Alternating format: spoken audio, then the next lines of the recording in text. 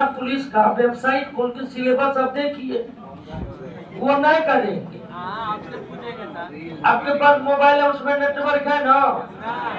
आप नेटवर्क खोलिए, उसमें बिहार पुलिस का वेबसाइट खोलिए, उसका सिलेबस देखिए और फिर मिलाइए हम क्या पढ़ा रहे हैं। अगर सिलेबस का बात हम पढ़ा रहे हैं तो होगा, नहीं तो नहीं होगा।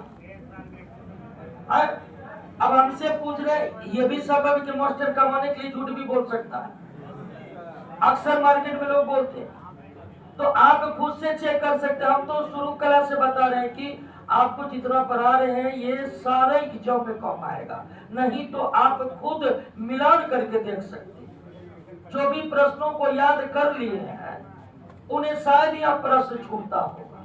आपको लाइट पढ़ाए हैं ना, अगर लाइट के सारे प्रश्न याद कर लिए तो अब लाइट बिहार पुलिस में पूछे कि बिहार एसएससी में पूछे कि सेंट्रल एसएससी में पूछे, लाइट का प्रश्न होगा आपसे बनेगा।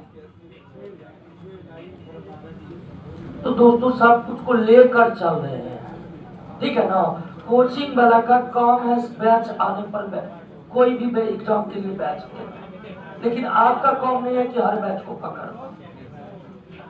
एक बैच में जमे रहिए, पढ़िए और उसके बाद आप जानते कि नौकरी कोचिंग आने जाने से नहीं, सेल्फ स्टडी से होता है। क्लास में तो सिर्फ हम आपको समझा रहे कि समझ जाइए, शक्ति ये है, कार्य ये है, बाकी रटने वाला काम घर पर बैठ कर होगा। इसलिए दोस्तों बिहार पुलिस बनना है, सेल्फ स्टडी कीजिए और सेल्फ स्टडी करते समय ये ख्याल रखिए कम से कम कि जितना आपके क्लास में हो गया उतना आपको कंटेस्ट है कि नहीं है।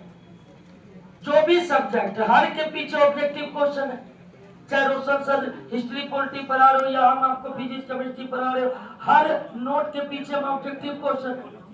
अब आप मिलान करिए कि जो चीज का पढ़ा हो गया है उससे रिलेटेड जितने प्रश्न है वो अगर आपको याद है तो बिहार पुलिस होगा, नहीं तो कभी नहीं होगा। अब लाइट में 196 प्रश्न है, 196 का 96 रखना पड़ेगा, 195 रखिएगा, रिजल्ट नहीं होगा, लिख के दे देना नहीं होगा, सच्ची बात। यही सच्चाई है। इससे जितना आप जल्दी वाकिफ होइएगा उतना टोटल याद करना पड़ेगा। आप नहीं याद करिएगा, मार्केट में याद करके घूम रहा है। आपको ये लग रहा है कि 196 कोई नहीं याद कर रहा है, याद कर रहा है।